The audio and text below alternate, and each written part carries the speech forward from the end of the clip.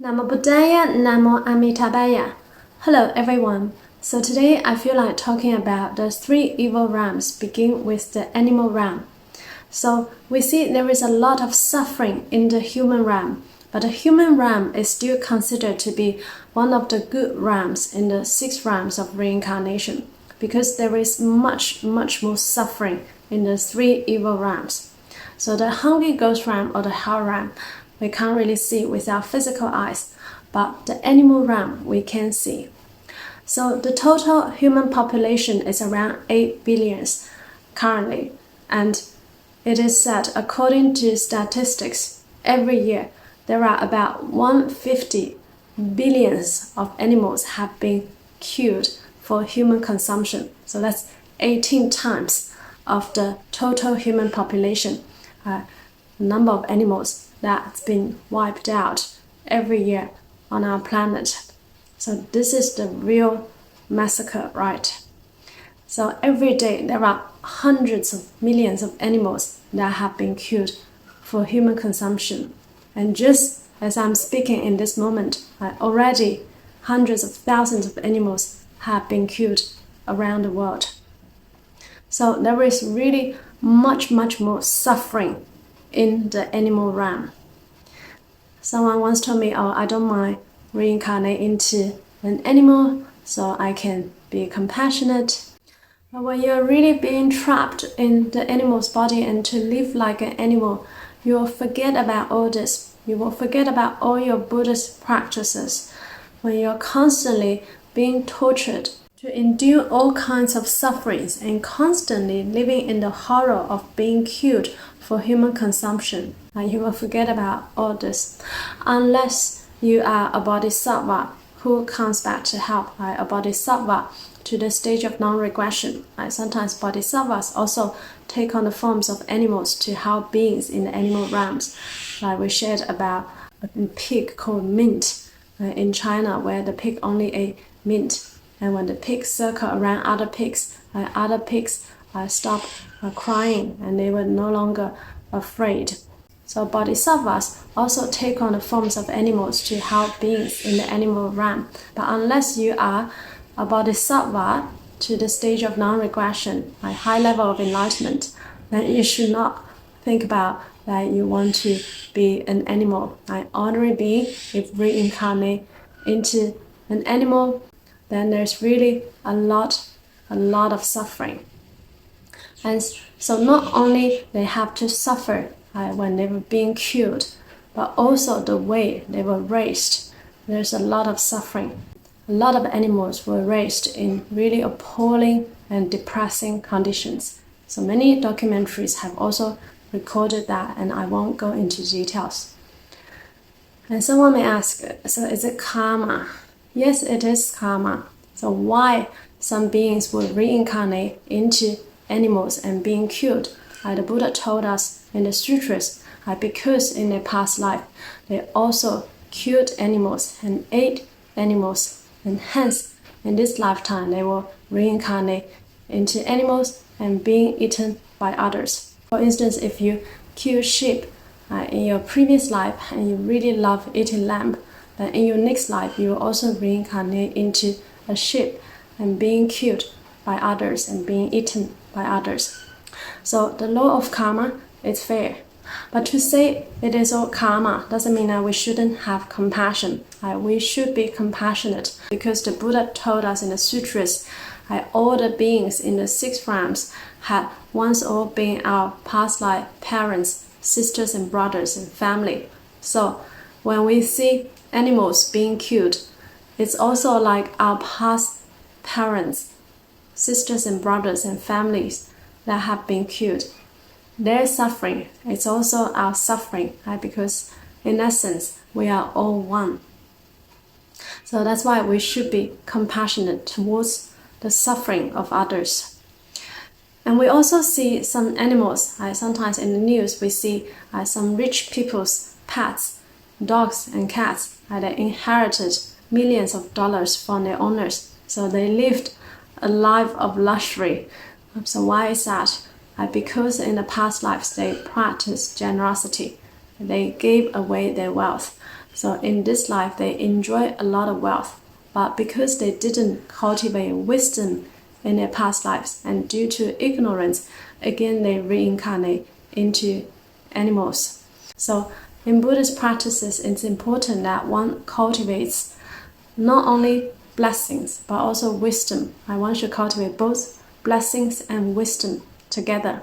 So there is a famous Buddhist story.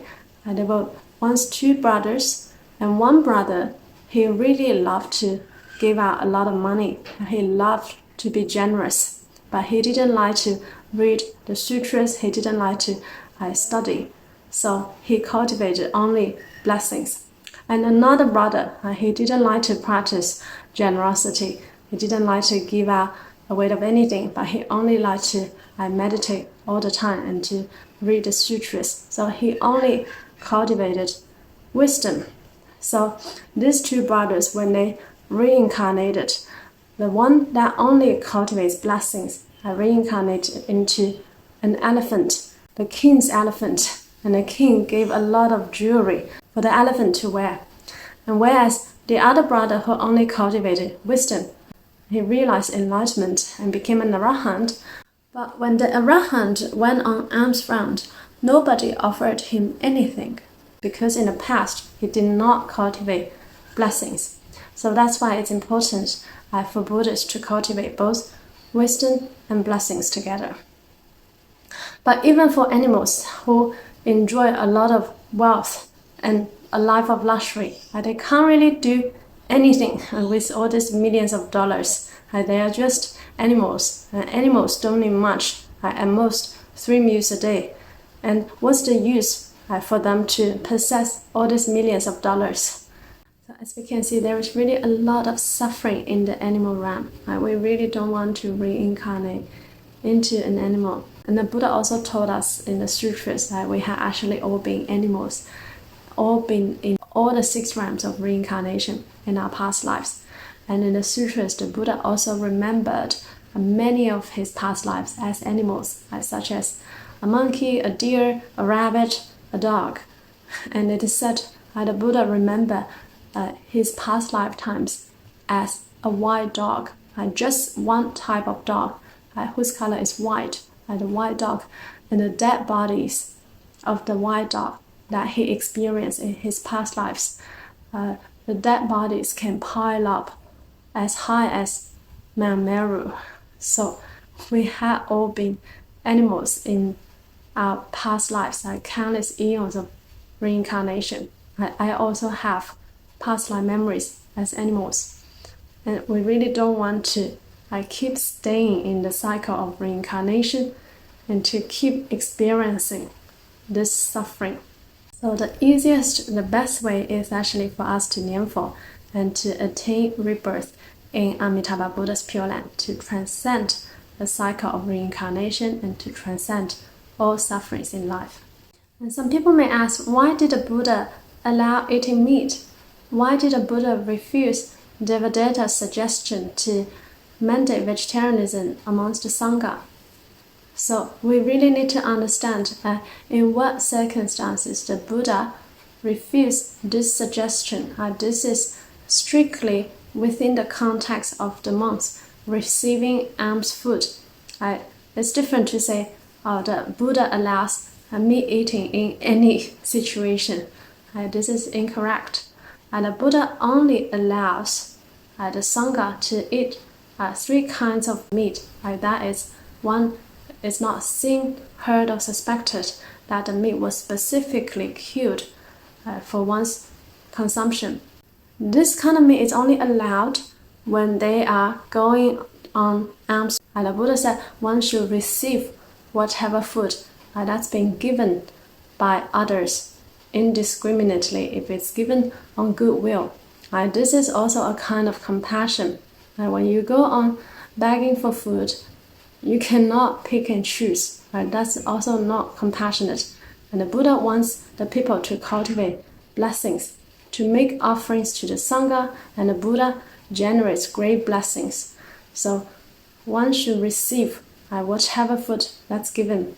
And for a lot of people, they don't really understand Buddha Dharma they don't really understand the benefit of vegetarianism. So that's why at the beginning the Buddha did not set such a strict bar. Even if you are a Buddhist at the beginning, there is no requirement whatsoever. Because what you eat is not the most important, but to be awakened, it's more important. When you become awakened, you have compassion for all beings, and naturally you want to adopt a vegetarian diet.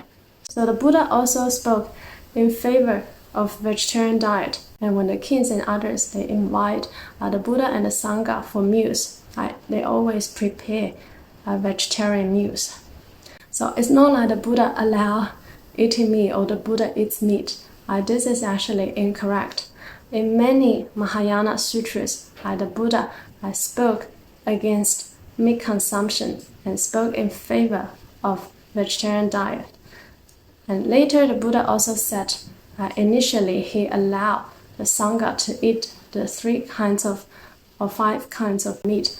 This is also a skillful means. This is a gradual process to actually stop meat eating altogether. So it's like when you first begin to Nianfo, I'll tell you 10 recitations per day is enough. But as you progress, I'll be like, 15 minutes, half an hour, or even 1 hour of Nianfo per day consistently. That's good. But at the beginning, you don't want to set too high a bar for people, or otherwise they can't do, and then they don't really want to learn the Dharma. Also, the Buddha told us that the meat the Sangha received, they were actually transformed by him through his spiritual power. There was no life force. This is due to his compassion. So initially, the Buddha allowed the Sangha to eat the 3 kinds of pure meat in the context of receiving alms food. But later in the Suragama Sutra, the Buddha said to the Sangha, "Monks, you have now progressed and grown up, and you should stop eating meat." Later in the Mahayana Sutras, we see that the Buddha did stop his disciples from all kinds of meat eating. So I'll quote from the sutras where the Buddha spoke against meat eating. "Oh, good man, from now on I do not permit my Sravaka's disciples to eat meat." Bodhisattva Kasyapa said further to the Buddha, "Oh, well, Honored One, why is it that the Tathagata does not allow us to eat meat?" "Oh, good man, one who eats meat kills the seed of great compassion." Kasyapa said again, "Why did you first allow the bhikshus to eat 3 kinds of pure meat?" "Oh, Kasyapa, these 3 kinds of pure meat were so instituted following the need of the occasion. This is a gradual step in the actual segregation from eating meat." And Kasyapa said further to the Buddha, "Oh, world Honored One, the bhikshus, bhikkhunis, upasakas and upasikas may have to live depending on people. At the time of alms round, one may be given food containing meat. How can one take it and yet be pure?" The Buddha said, "Use water, wash away the meat, and then eat it. The utensil may be defiled by the meat, but if no taste of meat remains, this may be used. There will be no harm done. If one sees that there is a lot of meat, one should not accept such a meal. One must never eat the meat itself. One who eats it infringes the rule. I now set this rule of segregating oneself from eating meat. If we go into details, there will be no end of explanations. It's now time that I enter nirvana, so I must dispense with explanations. After my extinction, in the Dharma ending age, this horde of ghosts and spirits will abound, spreading like wildfire as they argue that eating meat will bring one to the Bodhi way. Ananda, I permit the bhikshus to eat 5 kinds of pure meat. This meat is actually a transformation brought into being by my spiritual powers. It basically has no life force. Your Brahmins live in a climate so hot and humid, and on such sandy and rocky land that vegetables will not grow. Therefore, I have had to assist you with spiritual powers and compassion. Because of the magnitude of this kindness and compassion, what you eat that tastes like meat is merely said to be meat. In fact, however, it's not. After my extinction, how can those who eat the flesh of living beings be called the disciples of Shakya? Regarding bodhisattvas whose minds are set on Buddhahood, should they consume meat? Bhagavan, please explain for us the vice and virtue of eating and not eating meat. The Buddha told Mahamati, there are countless reasons why you should not eat meat, but I'll summarize them for you. Because all beings have at some time been reborn as family members, out of your feelings for them, you shouldn't eat meat. And you shouldn't eat meat because animals are raised on impurities. And you shouldn't eat meat because beings become afraid when they smell its odor. Also, you shouldn't eat meat because it prevents practitioners from giving rise to compassionate thoughts. You shouldn't eat meat because those fools who are fond of its stench, its filth, and its impurity are maligned. You shouldn't eat meat because it makes mantras ineffective. You shouldn't eat meat because those who kill living creatures become so attached to its taste, they think about it whenever they see them. You shouldn't eat meat because those who eat meat are abandoned by the gods. You shouldn't eat meat because it makes your breath stink. You shouldn't eat meat because it causes nightmares. You shouldn't eat meat because the tigers and wolves in the forest and the wilderness can smell it. You shouldn't eat meat because it results in a lack of restraint regarding food and drink. You shouldn't eat meat because it keeps practitioners from giving rise to aversion. You shouldn't eat meat because I have often said that when you eat or drink, you should imagine you're consuming the flesh of your children or swallowing medicine. I would never approve the eating of meat. Mahamati, on some occasions I have prescribed eating 5 kinds of meat. Today in this sutra, I'm getting rid of practices that allow certain kinds at certain times in favor of none whatsoever. Because of my past acts of great compassion, I look on all beings as I would a child. And why would I approve eating the flesh of children? Mahamati, in future lifetimes, there are ignorant people who take monastic life under my Dharma and speak the wrong Vinaya, who destroy the right Dharma and slander me, and say I allow meat eating and I also ate meat. Mahamati, if I allow meat eating, then I'm not someone with a compassionate heart who practices the Mahayana. How can I persuade all the good men and good women to treat the sentient beings as their children and to cut off meat? Mahamati, in the past, I talk about prohibiting 10 kinds of meat, but allow 3 kinds. This is a gradual practice, so one can cut it off eventually. Now in this sutra, whether animals die naturally, killed by others, all kinds of meat one should cut off. Mahamati, I have never allowed my disciples to eat meat, now or in the future. Mahamati, as long as it's meat, then it's impure for monks. Mahamati, if there are ignorant people who slander the Tathagata and say the Tathagata allowed meat eating and also eats meat himself, you should know that this person is haunted by evil karma and will fall into the evil realm. Mahamati, I and all the sages don't even consume ordinary food. How will we consume impure flesh food with blood? Mahamati, Shravakas, practical Buddhas and Bodhisattvas take the Dharma as food. And what says about the Tathagata? Mahamati, the Tathagata has a Dharma body, not an omnivorous body. Mahamati, I have cut off all afflictions, all habits. I have perfect wisdom, great and equal compassion for all. I view all sentient beings as my children. How would I permit Shravakas to eat the flesh of children, much less to say I will eat them? To say such a thing, there's no use.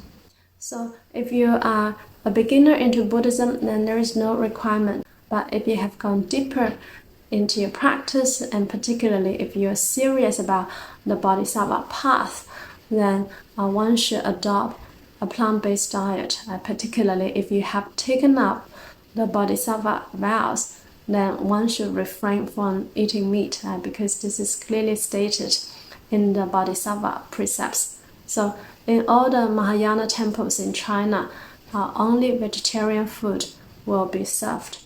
And in Buddha's vegetarian diet, we also refrain from eating the 5 potent roots or the 5 potent vegetables, such as onions, garlic, spring onions, leek, chives, or asafoetida. So in China, there isn't asafoetida. So why this type of vegetables? All these vegetables are with strong smell. And the Buddha told us in the Suragama Sutra, if we eat them raw, it can give rise to the thoughts of lust. And if we eat them cooked, then it can give rise to anger.